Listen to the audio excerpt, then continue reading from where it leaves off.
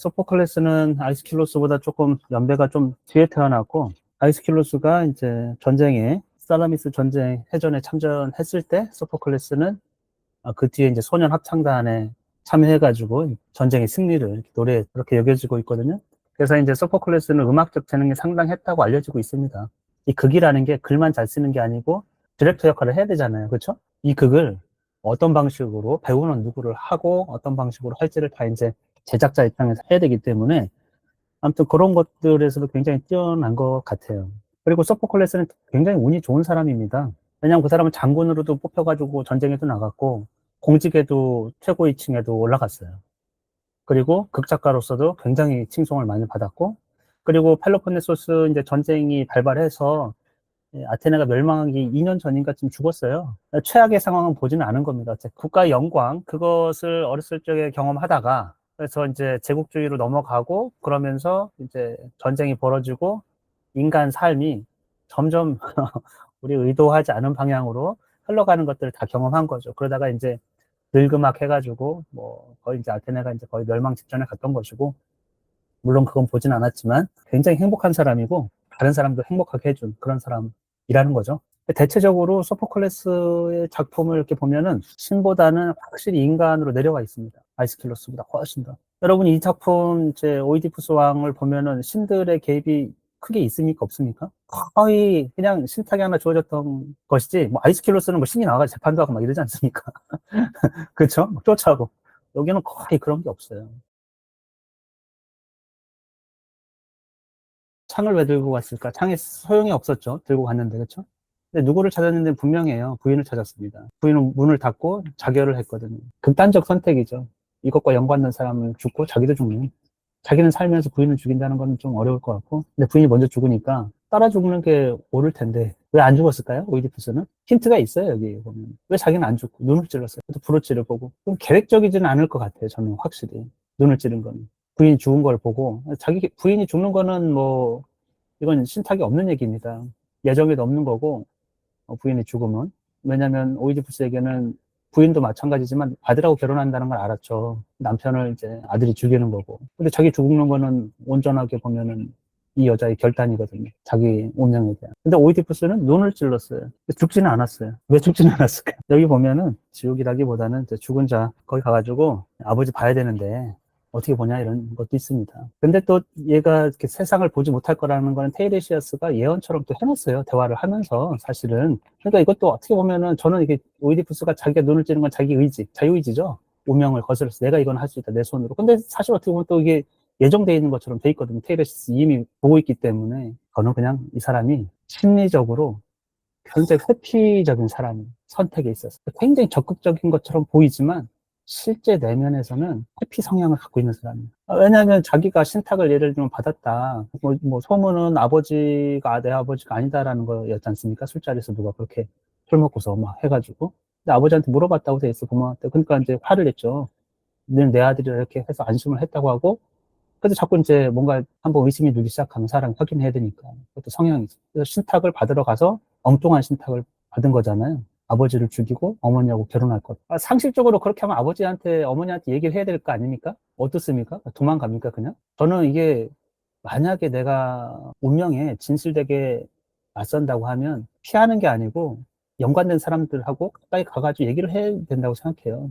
우리 호메로스에서 보면은 오이디푸스는 그냥 잘 살다가 죽었어요. 그래서 장례 경기도 있고 이렇습니다. 그러니까 완전 창작, 그 창을 들고 갔다는 것도 완전 창작이죠. 그리고 현대물 같아요. 추리, 수사, 또 심리 이런 것들 보면은 이전 작품보다 훨씬 세련돼 있다고 느껴질까요? 긴장감 이런 것들이 다 있기 때문에 그 당시 사람들은 다 아는 얘기예요. 많이 바꾼 거죠, 사실 어떻게 보면. 그렇죠? 추리독으로 이렇게 만들어 놓은 게 센세이션 했을 것 같아요. 최고 정점에 있던 사람이 자기 능력으로 누구도 아니고 자기 능력으로 최고 정점에 있던 사람이 자기 스스로에 의해서 하루아침에 그냥 완전 나락으로 뭐 사실 왕에서 거지로 가는 거죠.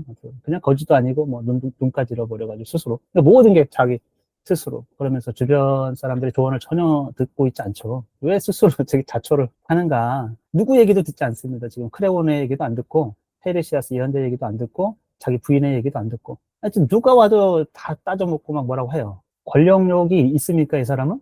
당연히 있겠죠. 있으니까 왕을 하는 겁니다. 여러분 왕하라면 합니까? 하실 분 있어요? 대통령 하라고 하면? 아, 저 같으면 절대 안 합니다. 그거 왜 합니까? 힘들어 그거 왜 그렇게 차라리 그냥 안전한 돈이나 줘야 돼요. 그냥 놀고 먹고 할 수 있는데 하고 싶은 거 하고. 뭐 이러지. 권력 갖고 싶은 생각은 별로 없어요. 피곤하거든. 근데 그가 코린토스에서 왕자 아닙니까? 도망 나왔잖아요. 도망은 아니지만 뭐 사실은 뭐 도주를 한 거죠. 허락도 없이. 그리고 나중에 코린토스의 왕까지 될 위치에 있어요. 두 개의 왕국을, 이제 도시국가를 다스릴 정도. 그래서 여기서 보면은 권력에 대한 이 사람의 생각은 무엇일까 이런 것도 좀 눈여겨볼 필요성은 좀 있는 것 같아요. 권력과의 관계 이런 것들에 대해서. 크레오는 자기는 권력력이 없다고 얘기했어요. 실질적 이득이 없다라는 겁니다. 왜냐하면 자기는 누릴 거 다 누릴 수 있는데 왕가로 최고 지휘관이고 지금 사신을 파견하고 뭐하건 다 크레온을 파견해요. 근데 크레온은 책임은 없다라는 겁니다. 자기가 그렇게 도시를 위해서 애쓰고 이렇게 고민할 필요도 없고 타인의 고통에 대해서 내가 이제 책임을 가지고 지금 오이디푸스는 마치 도시가 자기이고 그리고 자기가 막 엄청난 고통을 몇 배는 그대들은 다 하나 자기 자신의 고통만 알지만 나는 이제 도시 전체의 고통을 느끼고 그런 거 한다고 생각하는 사람 아닙니까? 근데 오이디푸스는 확실히 있어요. 왜? 저는 그 정치적 언어, 도시가 나다. 이런 말. 이렇게 생각하는 거. 실제로 이 사람이 아픔을 느낄까? 왠지 아닌 것 같은 생각이 굉장히 많이 듭니다, 저는. 물론 이제 극 자체가 자기에게 초점을 계속 맞추면서 다른 사람이 보이지 않는 건 있어요. 타인의 고통에 대해서는.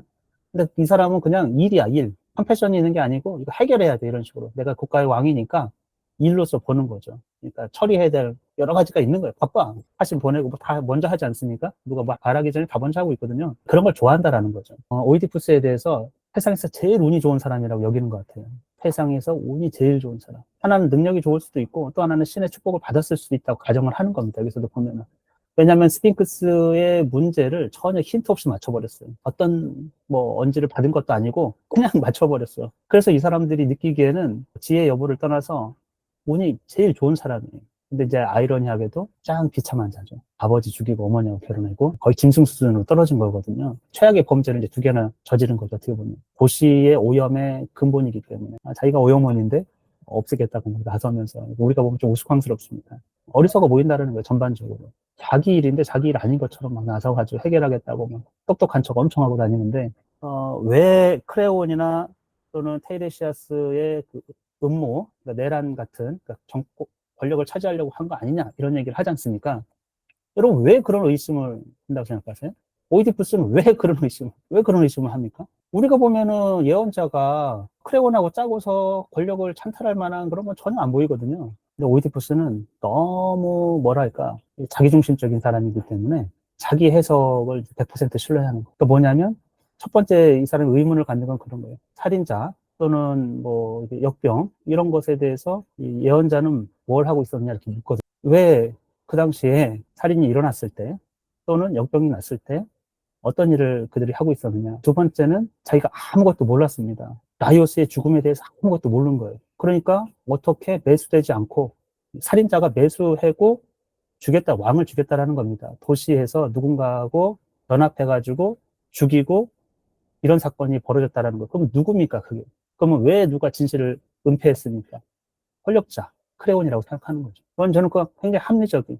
근데 얼떨결에 스핑크스의 이 수수께끼가 왕권이 걸려 있는 거죠. 왜냐하면 너무 급박한 백성들의 위협이었기 때문에. 근데 뭐 시간이 지나면 그것도 유야무야 될 거고 그러면 누가 해결하든지 시간이 지나면 당장의 문제는 그런 게 터졌지만 결국에는 크레온이 권력을 가져가지 않았겠나. 왜냐하면 라이오스에게는 아들이 없기 때문에.